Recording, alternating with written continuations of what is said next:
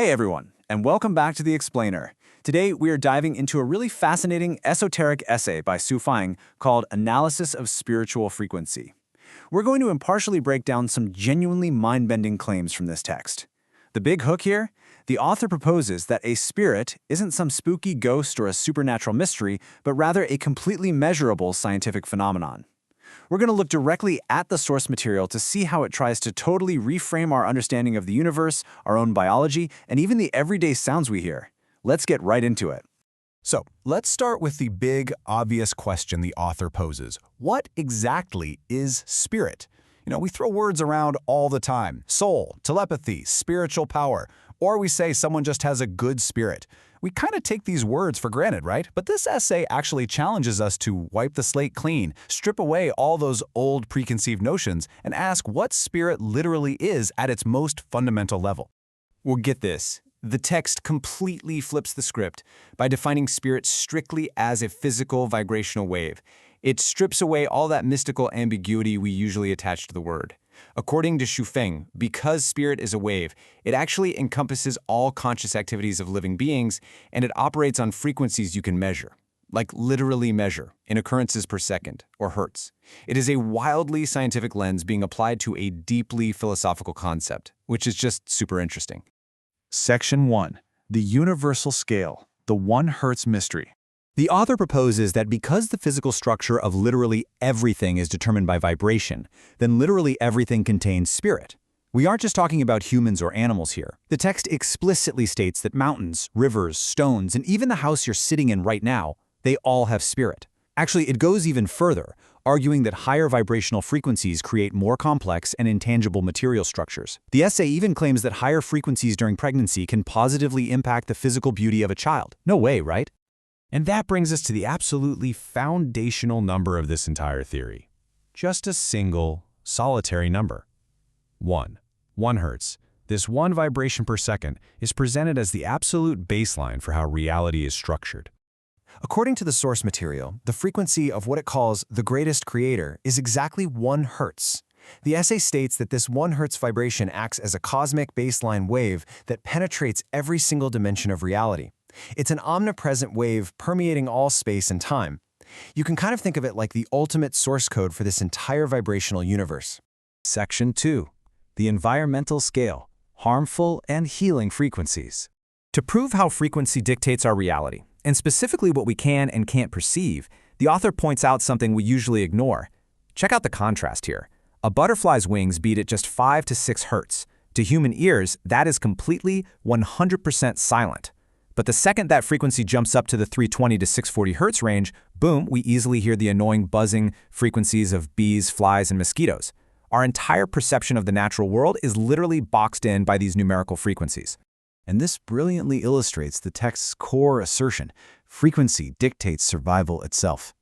For example, scientists have found that 6,000 hertz is the absolute sweet spot for plant growth. It's the most favorable frequency for them to thrive. But if you push that frequency past 10,000 hertz, it leads to the complete and total death of the plants.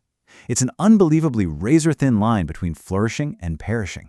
It really shows how deeply these invisible sound waves impact biological life. Now, bringing it back to humans, the author argues that beyond just the scientifically unbearable 2,000 to 4,000 hertz range, we are constantly getting bombarded by destructive daily frequencies.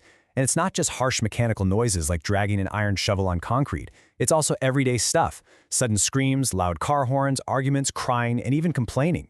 The text strongly posits that these unpleasant sounds aren't just annoying, they actually actively harm our physical and structural well-being.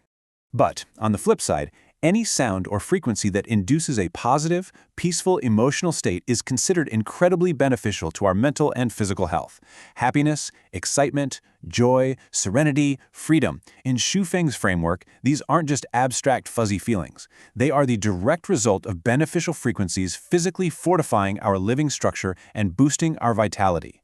Now, infrasound, which sits way down under 20 hertz, can usually fatally damage human organs through destructive resonance. But the text claims there is a fascinating exception to this rule.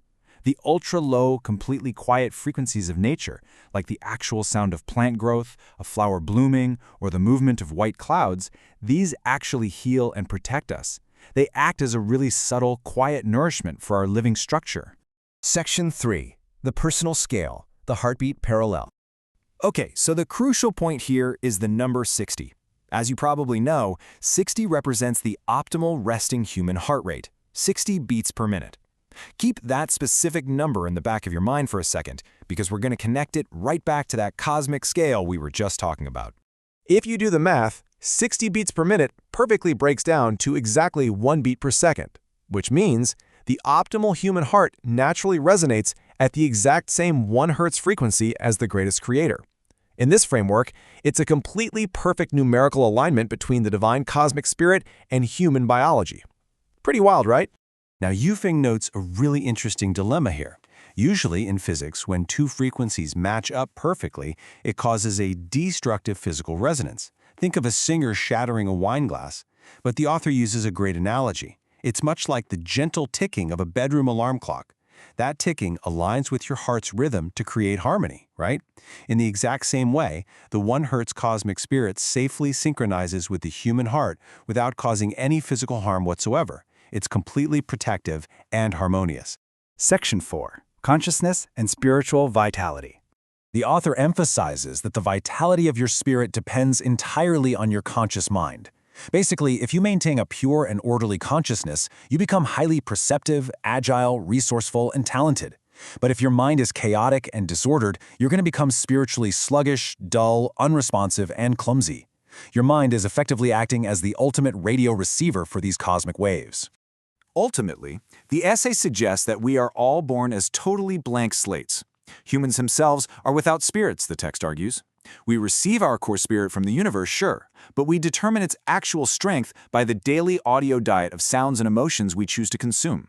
We are entirely responsible for building our own spiritual vitality based on what we tune into and how much order we keep in our own heads. But before we wrap up this exploration of cosmic frequencies, the author drops a massive, unresolved question on us to ponder. If all spirits of life truly come from the greatest creator's perfect 1 Hz frequency, then what about so-called evil spirits? Where in the world do they fit into this perfectly ordered vibrational universe? It's a real puzzle, and it's something I'll leave you to think about. Thank you so much for joining me on this explainer, and hey, keep an eye or an ear on the frequencies around you.